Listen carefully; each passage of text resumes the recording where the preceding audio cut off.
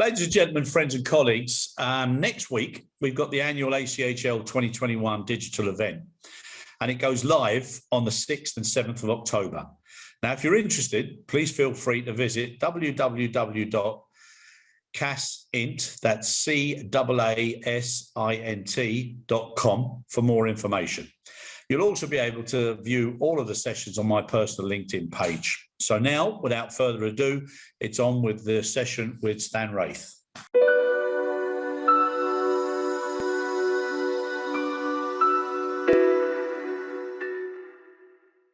Ladies and gentlemen, friends, colleagues and listeners, firstly, before I introduce a well-known character from the industry, I must apologise about my voice. I'm starting to lose it. Some would say, thank God. Others might be a little bit more upset. But Stan Wraight is the gentleman we've got on today. So Stan, welcome, my friend. Good morning from Montreal. Good afternoon over there in the UK. I pleasure to be here. Always great to talk to you, Chris. Yeah, no, likewise, Stan. Now, sassy, okay, but the reason for the podcast today, Stan, is thank you very much for the upcoming digital event where you're joining me as one of the co-moderators, and we're also, delving into the digital event, which I'm really looking forward to. And, big shout out for Des. Unfortunately, he wasn't able to make it this year because of personal reasons. But thank you so much for stepping in. I'm really looking forward to getting in the ring with you. Well, Des is a personal friend, on top of a business colleague I've known over the years. But when Des asks me to do something, I do it. I've learned my lesson over the years. I listen to Mr. Vertanis when he talks. No, he's a good friend and a good buddy. This wasn't convenient for him this year. And when he asked me to step in, I immediately went in. And on top of that, I love sparring with you on a couple of subjects because we always have good banter and good fun. So I hope and as well as being informative, people will enjoy the conference. Yeah. And the one thing, Stan, no matter whether it's at a conference, at a meeting, at an event, or socially or whatever, you've got some strong opinions, you've got some great ideas, you've got an openness to also listen to others. And I think that general all-round mix provides a superb moderator for the upcoming event. And hopefully we're not going to get too much of a chance to interact together because you're taking basically half of the event and I'm taking the other half. And that's to accommodate time differences and also to shorten down the amount of time it takes to do all of the recording. So I think between us, we're going to have an awful lot of information, content, debate points, and also to engage with our guests, who are an exceptional group this year, I have to say. Yeah, I'm excited because we have IKO. I think for the very first time that any conference ever has had a statement from really what is the overriding authority for aviation worldwide. I mean, IKO is responsible for safety. Sorry about that, guys. That was the warning sign. Yeah. I thought it might have been a zoom into IKO there, Stan, like the bat phone. No, because I didn't know how this taping was going to run. I don't know whether it was separate or whatever. So I sort of put it on an alarm for when the next one starts. But anyway, sorry about that. No problem. We'll start over again. Yeah, Chris, I'm really excited about this one this year because we have IKO as a keynote speaker, along with other really, really important people who are going to participate. And I don't think IKO has ever been a keynote speaker in an air logistics conference. And the reason I think it's so important is because of the fundamental changes that the governing authorities have to look at when it comes to safety and security. Because we all know what's happening in e-commerce, and there's just so many people involved in it, and so many different shippers and involved that safety and security is paramount in everyone's mind at the moment. And the second thing is digitization. The UN is pushing with a lot of subcommittees on full digitization requirements, again for safety and security reasons, but also economic and environmental sustainability reasons. But first and foremost for trade facilitation. And without trade facilitation, our industry is in big trouble because we need trade to work in order for us to survive as an industry. It's not just about passengers anymore in the airline business. Air logistics has really stepped up and proved its worth during the pandemic. So I'm really excited about this. I'm happy to be involved with you. Yeah, no, likewise, and fair play to you for giving a shout out there for ICAO. And the person we're talking about is Mr. Courtney Robinson, who's the air transport officer for air cargo and the International Civil Aviation Organization of ICAO. So really, really pleased that he's coming on board. Very, very intelligent man. Obviously, we've had some interaction with him, and I've been reading up on some of the work he's been doing and what he's focusing on. And I think it's going to be a great addition to the whole conference having him there. And hopefully some of those messages that he'll be passing down will also cascade down through the discussion topics of each of the separate sessions, because there's no better reference point. Now, one thing I know that we've spoken about, Stan, and I 100% support is this initiative, which came from UAE originally, I believe, and it's to do with this cargo committee within ICAO. Now, that's something that everybody now should support, because that's going to make such a huge difference. When you get the governments now understanding, I mean, maybe it's the post-pandemic. Well, so we're not post-pandemic. We're certainly not post-pandemic. We're in fact, it might even be getting worse. But when you see the stark realization of how important air cargo is to the world, going from something which didn't even get in the boardrooms of the airlines, to be quite frank with you, nobody talked about cargo in the boardrooms, and anyone who said they did, with very few exceptions, quite frankly, I don't believe them.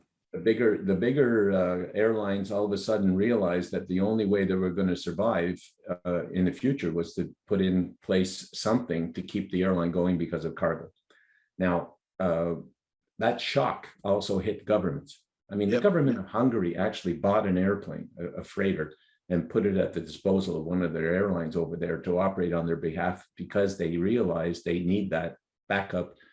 Other countries had, freighters in the form of either their military, or in the case of the U.S., for example, the Civil Reserve Air Force, the CRAF program.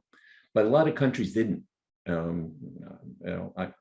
I'm Canadian. I'm also British, but I'm Canadian as well, or I should say Canadian first and British second, or whatever the flavor of the day is. But the point is that we had to charter in foreign airlines to meet a critical need for the Canadian population. And in a lot of circumstances, that lift wasn't there. Why?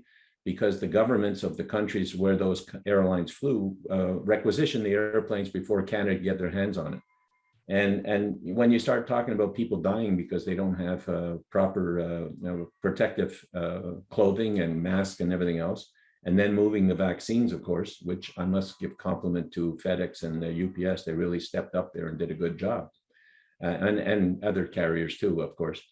But it's now a shock to these people that they needed to understand that air logistics are important for everything, for both economic sustainability, but also for environmental sustainability and the health and well-being of the population. So thankfully, ICAO is going to pick this up now, because the governments are ICAO. It's the UN after all. And if the UAE is putting this forward, more power to them, and I hope other governments listen. Yep, no, 100%. It's something that's long overdue, as is the vertical identity of cargo as a separate entity and a separate business within aviation. But also what you mentioned there, all this time and effort that was going into just in time and cutting everything to a minimum. And then obviously we've seen people panicking, and it was just in case. Whereas now it's must-haves, and people are spending a lot more time now looking at risk assessments, mitigation, contingency, agility, pivot, all these lovely words that are coming out now. But I think the one sad thing is we are so expert at hindsight. Yeah. And if ever now there's a time and a chance for people to start coming together and focusing on critical areas that are going to make a high impact to the business for the next 2 to 3 to 4 years, instead of all the flowery, interesting, debating subject matter that gets reported and produced. And at the end of the day, it's just rhetoric. It just goes on and on. It's like a record that doesn't stop. Now people need to be very, very dynamic. They need to be very focused. And if that translation of the word collaboration is true, there's enough people on this particular conference to show what they are going to do, what they want to do, and what's necessary for the business. So I think number one on the list is most definitely having that cargo committee. It's a great idea. Well, the idea there is, like I said before, it's the actual governments for the first time. It's not a silo. It's not IATA or IATA or whatever. It's actually the governments who are getting together and saying, hey, we learned a lesson here and we got to take this seriously from now on.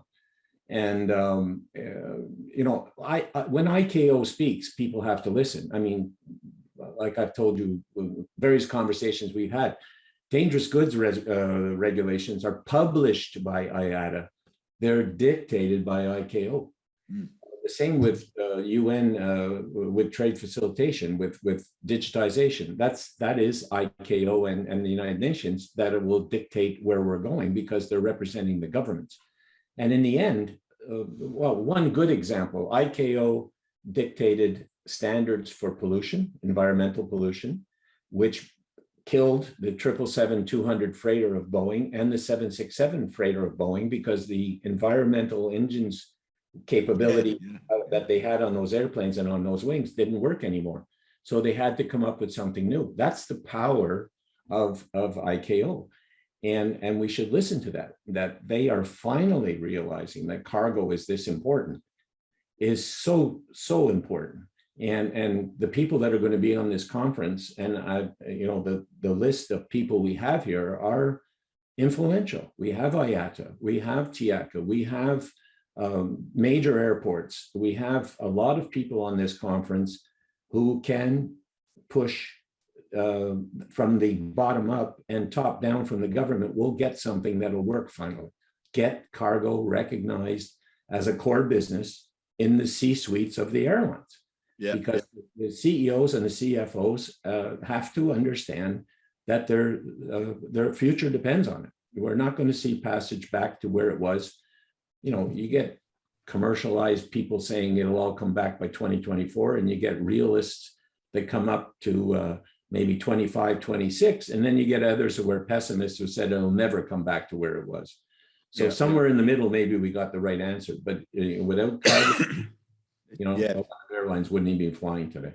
It's definitely not going to be the same model that it was. No, it's not. And if there's anything to be said for air logistics, we've certainly proved that we can step up when the time comes and put our imprint on making things better. Yeah, and one good thing, Stan, which is a shame, but it seems to be the way we work, is when we've got backs against the wall, or there's a fear, or there's an incident, or there's something, we're able to respond very, very quickly and put priorities in place. And it's just a shame that doesn't become, normal operations in the normal times. It's crazy. So one of the things that I think, and I don't know what your opinion is, but we're talking about governments now, communicating through ICAO and passing something down.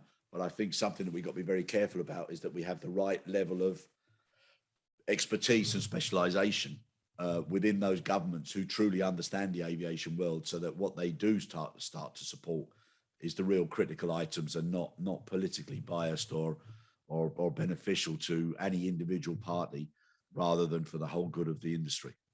Well, you said it yourself, collaboration. Now, collaboration's never worked in our industry. And I can tell you, it just doesn't work. And no one can tell me it did. Every attempt has failed. Why? Because the individual self-interest of the silo involved, be it airlines, forwarders, ground handlers, whatever, they take care of their own bottom line. And the worst thing about it all now is we're faced with a situation because of the stresses that we put self-inflicted on ourselves as an industry, private equity has stepped in and now look at the bottom line financial results rather than the customer. And you can't tell me it's different, because I've seen it day to day. Our work with airports, for example, or a lot of them are government owned or city owned, and they're pulling their hair out now because their customers are saying this doesn't work, and they're starting to divert to smaller places in order to get at least a decent level of service. I don't have to tell you that silo thinking is a killer. When we did some of the training that we were asked to do, the first one we had, we sort of learned from it. And what we learned is by having a ground handler, an airline, a forwarder, and government authorities, airport authorities in the same room, the complete disconnect of understanding each other's real business. Yeah, and yeah. We picked that up and we started saying, okay, let's talk about it. I mean, why are you complaining as an airline about the airport? Why is the airport complaining about the GHA? Why is the GHA complaining about things like security badging and not being able to get employees to work there because it takes months to get one, et cetera, et cetera? Yeah. That was an eye opener for us, because then I saw you can solve problems if you talk together. Yeah. But we don't. But that issue, Stan, that issue was crazy, you know, where you've got available people in one airport that can't then suddenly be transferred to another airport because they've got to go through different screening processes and different administration. It's crazy. Well, you know, badging in the, I can only talk about this. Look, when I worked in Amsterdam for KLM, I never got on the air side because I had to go through a 1-week course in order to get out there. And quite frankly, I didn't have the time. But it was extremely strict. You go in the US, you have to have TSA badging. Now, the TSA is a civil service. And when the civil service is suffering, lack of staff or whatever, you can just imagine how long it takes for this to work. One airport might be able to do it in 3 weeks to a month. Yep. But if the DHA is paying, let's say, not standard wages, I'll be polite, what happens is the guy gets a job at McDonald's instead during that 4 weeks because he needs a job. There was a recent article in the press about Chicago, and one GHA, I really got upset about that, turned around and blamed it on unemployment insurance being paid by the government during the pandemic, causing workers not to come to work. Well, the first thing that came to my mind was, if you're paying such a lousy wage that people would rather stay home on unemployment insurance, you should look in the mirror about what your real problem is, because I can name some other GHAs or airlines that do self-handling where that's not a problem. So really, you know, all these problems can be solved, but they'll only be solved if the airlines, for example, said, look, we need this service. We're willing to pay for it. This is our menu. This is what we want because we want to introduce these products. Yeah. I don't know. That's what I said. That goes back to silo thinking and cost reduction. Why is there such a push for cost reduction in the airlines? Because they're not being paid a fair return on the cargo to be able to afford to pay for something better. So it's a vicious circle of decline. Yeah. It's got to change. It has to change. No, I agree, Stan, and hopefully during the digital event, you know, the word collaboration will be explained. It'll be given a full autopsy to find out why and how it works. So somebody told me that the way they describe it is like being on a dance floor. So you've got everybody says they collaborate because they're all dancing together to disco music where they're dancing on their own and doing their own moves. Then you've got a ballroom dancer who likes a certain partner and enjoys working together. And what we really need is probably a little bit of line dancing where everybody knows exactly what the steps are and they do it together. I'll give you one example. If we could just agree on a mission statement and terms of reference, that's it. Okay. The mission statement is we want to implement what ICAO and IATA, or well, not IATA, IATA is subservient to ICAO, but let's just say we agree on a mission statement and the terms of reference to get that mission statement implemented as a collaborative group. So that Airport Council International, TIACA, IATA, AC, anybody, whoever you want to put in that mix, you should say, this is the mission statement of where we want to get to. This is the terms of reference of how we're going to get there. And then you go off in your silo and do your own thing, knowing that eventually the terms of reference will dictate and the mission statement has to be completed within a given time frame. Because if you try to get FIATA, IATA, everybody else sitting at the same table to agree on something, it's been tried for 25 years. It didn't work. This industry has been through commercial crises over the past 40 years that they haven't reacted to through collaboration. One example, when the integrators took away all the high yield business, there was no response, okay, from the scheduled cargo business. Yeah. Listen, we used to get in Montreal when I worked in handling, we used to get the magazines in Germany come to our counter, give us an envelope with what he printed up to put on an airplane so that they could pick it up at the other side and publish it in their magazine. That's all gone with email and whatever, and whatever else was necessary. It's gone by FedEx or UPS. We lost all that. Yep. When I first started in KLM in Asia, when I was running KLM out of Hong Kong, we used to run out with about 160, 180 airway bills a flight. By the time we left there, I left KLM, I mean, we were down to about 15 airway bills a flight because we gave up small packages from the small forwarders. Yeah. So that's one example. Another example would be when we decided to go to let's save money on ground handling. Oh, how do we do that? Well, tell the freight forwarders that if they give us a complete pallet, we will pick it up as a pallet and deliver it as a pallet. And then I can do away with 3 handling people in New York. Well, look where that got us. Yeah, yeah. So all of these things, we've made mistakes in the past. Shame on us. It's over. It's done with. Now we got a new reality. The new reality is even the mega freight forwarders are saying we have to have own controlled lift to get decent service. Well, shame on us, because if that's the case, the major scheduled airlines have failed. Yeah. And we cannot let e-commerce become another consolidation issue or another integrator issue. We have to embrace our e-commerce reality of consumer behavior, and we have to address it. And the only way to address it is on the ground. And data processes that allow scheduled airlines, small and medium-sized freight forwarders, airports, ground handling companies, people who want to invest in these facilities have a chance to get it right finally. And that come back to the mission statement. Yeah. And that's what the mission statement should be. Let's make air cargo viable again for the vast majority of airlines who still want to compete, and give the shippers, be it a freight forwarder or Apple, give them what they want. Yeah, no, I agree, Stan. And it's a good chance now to reflect and to be honest with each other and honest with ourselves as to where certain things have fallen down and why we respond and react very well, but why we don't be more proactive and do something innovative ourselves before somebody else, some other disruptor, pushes us into doing things that might not be the best for the long term.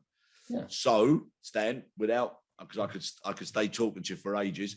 This is just as an introduction that both the pair of us are going to be leading this event. Looking forward to it.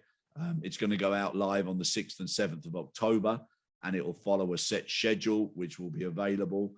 And we've got a huge and diverse group of people. Really looking forward to it. And whilst we've got the main address coming from ICAO at the beginning, we've also got 3 very professional journalists to join the pair of us for a wrap up at the end. Well, I'm waiting for that one, Chris, because that one's going to be fun. Yeah, no, I think so. It needs. Because I intend on rattling their cage. Yeah, but it needs to be fun as well, and it needs to be factual, and it's also a chance for us to give a round of applause or hats off to our cargo journalists who have been very professional, very positive. They've done an incredible job. And, let's see what their opinions are. They're extremely professional people. And I have a lot of respect for the people that are on that panel. All of them. Yeah, me too. So, Stan, listen, my friend, look forward to seeing you soon. And I'll be doing so on a regular basis over the next week or so. And we'll see you at the beginning and we'll see you at the end. All right. Take care, my friend. Look after yourself. Take care. One last note, Chris. One of us has to wear a blue shirt when we do these because we look like we're in uniform here. That's all, I'll be happy to be in the same uniform as you, Stan, any day, son. Don't worry. All Have the a best. great day. At least they know we got a white shirt each. Well, that's true. Yeah. Okay. Have a great day. Take care. Cheers. Cheers.